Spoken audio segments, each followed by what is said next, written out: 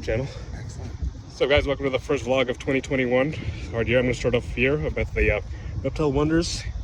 I came all the way to my church. I'm going to start off with this beautiful blue-tongue skink. Now, believe it or not, these guys live all the way in Australia. I think this is an eastern blue-tongue, to be honest. You can see with the eye bands here.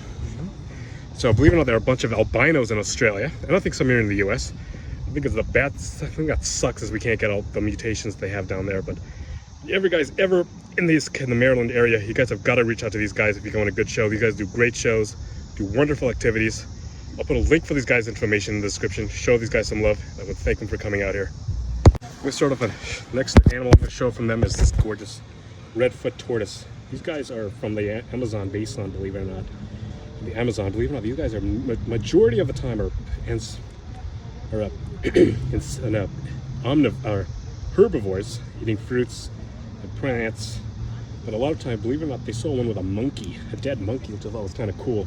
And I saw Brian's video.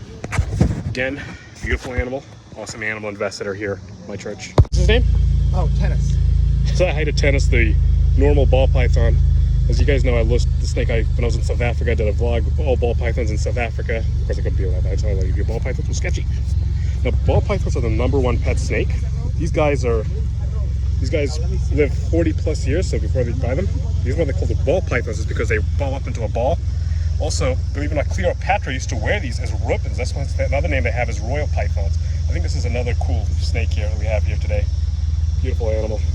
Of course, you got the whole paint jobs, but normals still don't get as much love as they do the paint jobs. Last snake I'm going to highlight is this beautiful albino berm. You guys know the first albino berm was produced by Bob Clark. That was the snake that really kicked off the hobby, believe it or not. Bob Clark bred that male. As you know, this is actually a dwarf berm, so it doesn't get as big as a mainland. Let's say you guys want a berm, but you don't want something that gets 18 plus foot. This is the snake for you then. Well, not a beginner snake by any means. I'd say you want to have a little bit of experience. Let's say a few years, intermediate snake, I always say. But an albino, this is, as I've noticed when kids shows, the crowd pleaser, in my opinion, is the big Burmese with a big retic. But I think a berm is better than a retic because a retic moves around a lot, as you've seen with Brian and Brian Barchek's Daisy. But so a berm would be better, I think, for a kid show if you guys are planning on doing kid shows. But berms really are crowd pleasers, especially the albinos. Now, this little monkey here reminds me a lot of Brian's snake Sunrise.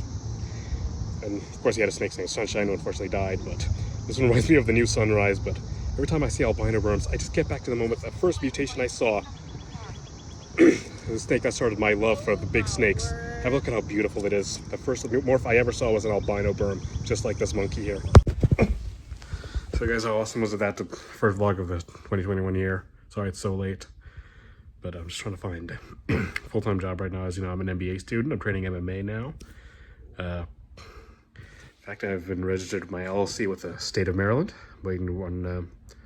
Just waiting on some investments. So if you guys want to put a link for my crowdfunding, if you guys want to help, that would be great. So, let me know, guys, know what you guys are up to during COVID. What have you guys been doing?